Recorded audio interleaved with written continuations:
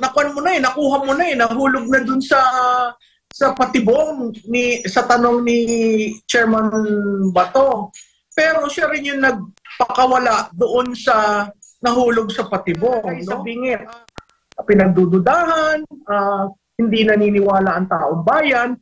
The more pa ito na imbis na sabihin mo, imbis na maging transparent ang mga kinauukulan, itinatago pa sa executive session.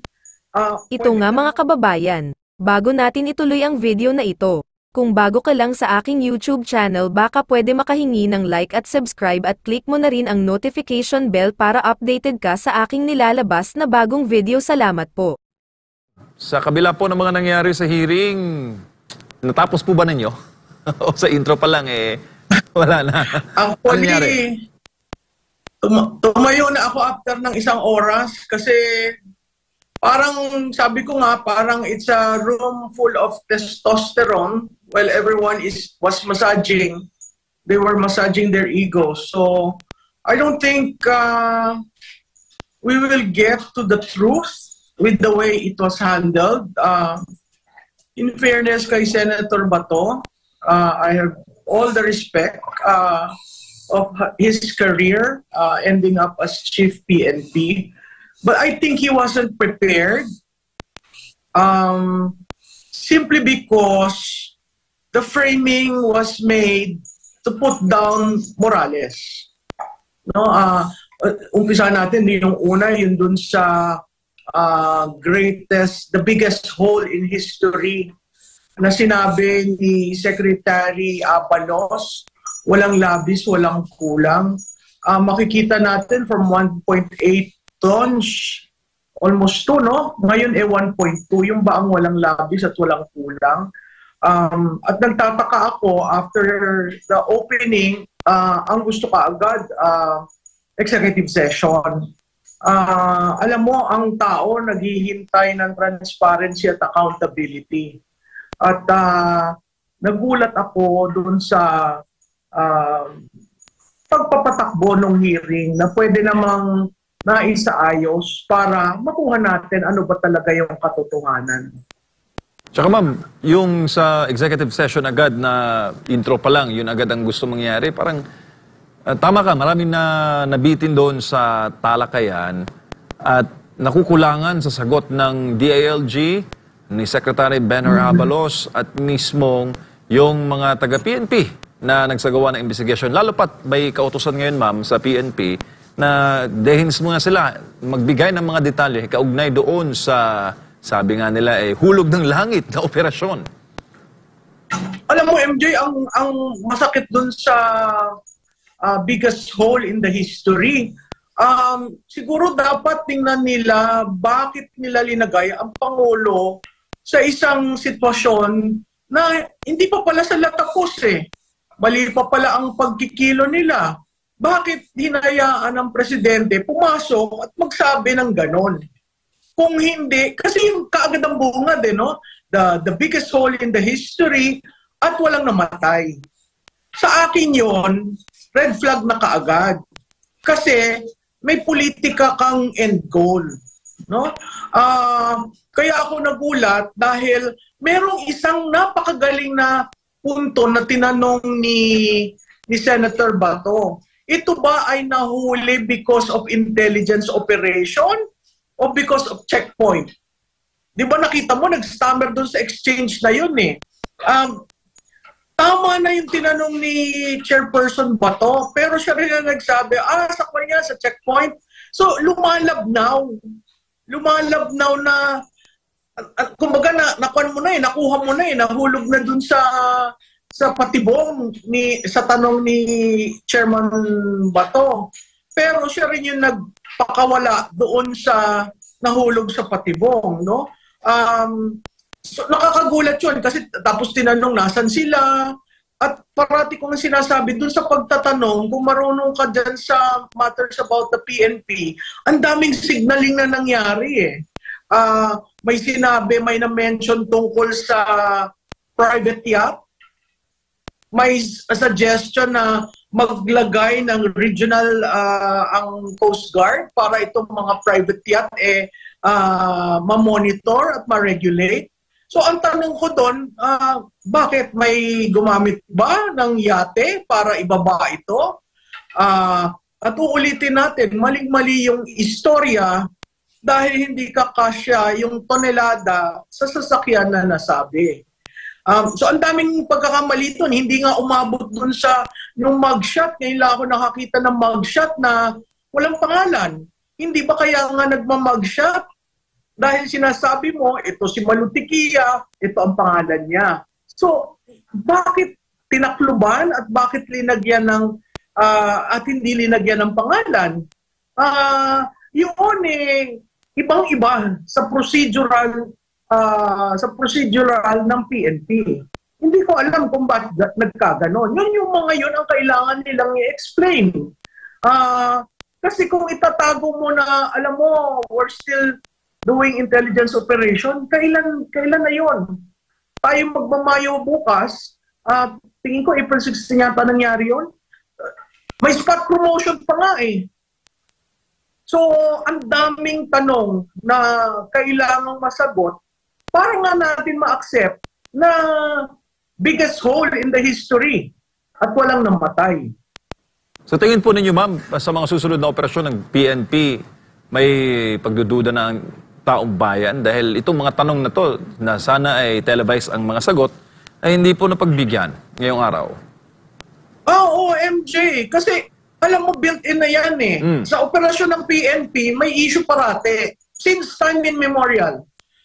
Kahit napakatino ng chief PNP mo, no? May bago tayong chief PNP at sinabi niya na wala nang mangyayaring drug killings, I think. He made a promise like that. So, from that promise to what happened now, to what happened succeeding to what they claimed, napakalaki ng jump ng storya. Kung ako, ayusin nyo muna storya nyo. Bago sana nag-press briefing, nakasama mismo ang presidente at siya mismo ang nagko-coach dun sa checkpoint team. Nakakapanghinayang kasi ang dami-daming isyong pinupukol sa Pangulo, tapos ilinagay mo siya sa sitwasyong ganon, tapos biglang magbabackpedal ka. So yung tanong mo, sa susunod na operasyon ba, malaking duda yon. Tuwing may operasyon, parati ang PNP nalalagay sa bingit. Pinagdududahan, hindi naniniwala ang taong bayan. The more pa ito na imbis na sabihin mo, imbis na maging transparent ang mga kinauukulan, itinatago pa sa executive session. Pwede ka naman magkaroon ng briefing. Ba't itatago mo sa executive session lahat ng taon gustong malaman ano ba talaga? Kasi ang alitagtag, hindi yan traditional drop of point. Unless na dumaan sa tubig, di ba? Ibinaba, may hinire, kung ano man, at nahuli sa checkpoint. Imagine mo, ang claim to the biggest hole nahuli sa checkpoint, hindi ba yun pagdududa sa entire institution ng PNP? Tsaka ma'am, doon sa naging pahayag na the biggest, bloodless, walang marahas, tingin mo si Pangulong Duterte, ang former President Duterte, ang pinatatamaan noon ni PBBM? Naku MJ, Sure walang ball. kaduda-duda. Walang kaduda-duda. Kasi, I mean, hindi ka pa nga settled ang facts, di ba? Hindi pa na-weigh. Kasi ngayon sinasabi, nagkamali sa pag-weigh, from 1.8, naging 1.6, ngayon 1.2. Bakit kaagad may conclusion na? At may contrasting may contrasting kaagad. Hindi mo pa kuha kung ano talaga nangyari. So kaya ako sinasabing red flag, kasi parang ginawa lang political ends.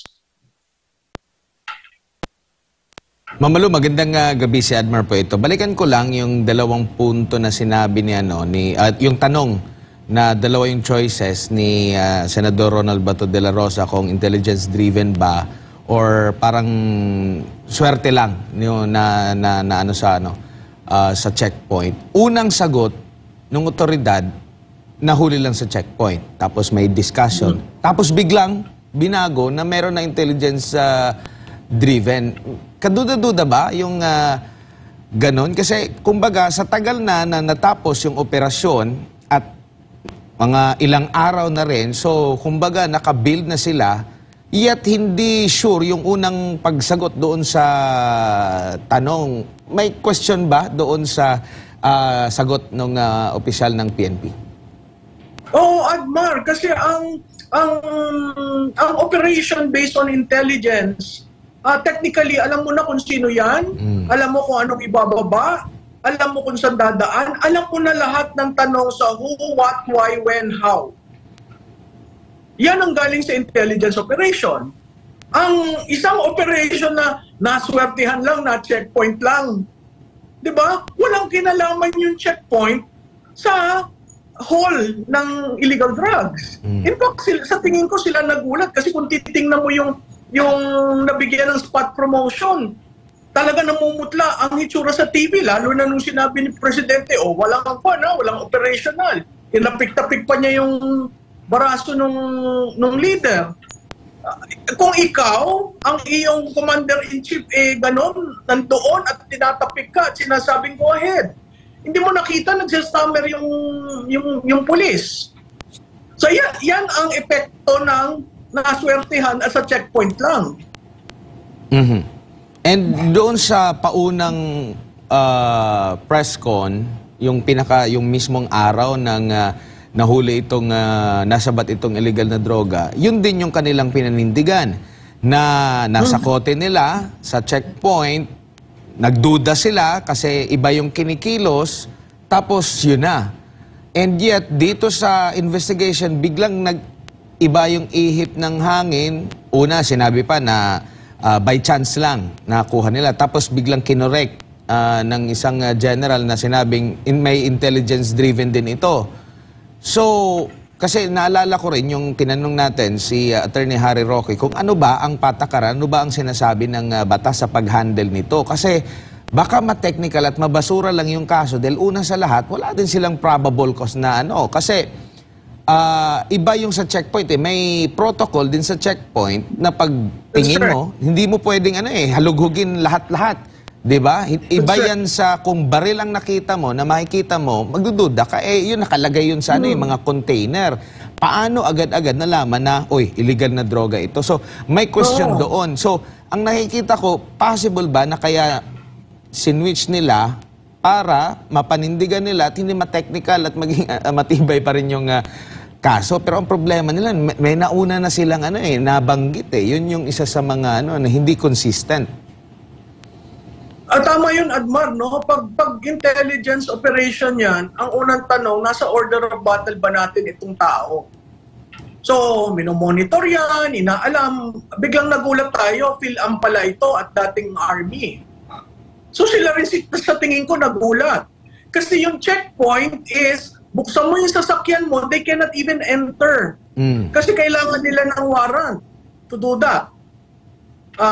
Pero, yun nga yung sinasabi, dahil nakita nila muka, hindi pa naman nila na-check, di ba? Kaya doon sa on-site, tinan mo yan, yung pinapakita nyo. Ang isa ko pang nakitang katawa-tawa, ang paraan ng pagkabalot nung shabu. Hindi usually ganyan yan, hindi usually nasa Tupperware, di ba? Sealed, tightly sealed yan. Dito makikita mo, ibang kulay ng plastic, yung iba naka-Tupperware. Kaya kaya ko yan nasabi kasi 8 years akong nag-handle ng PNP budget sa dati kong amo sa House of Representatives. Kaya yung order of battle, sanay na sanay tayo dyan. At saka yan, tingnan mo yung pinapakita nyo. Hindi ganyan ang nakabalot na yung high grade. Sabi nila high grade dyan. Paano naging high grade yung ganyang itsura?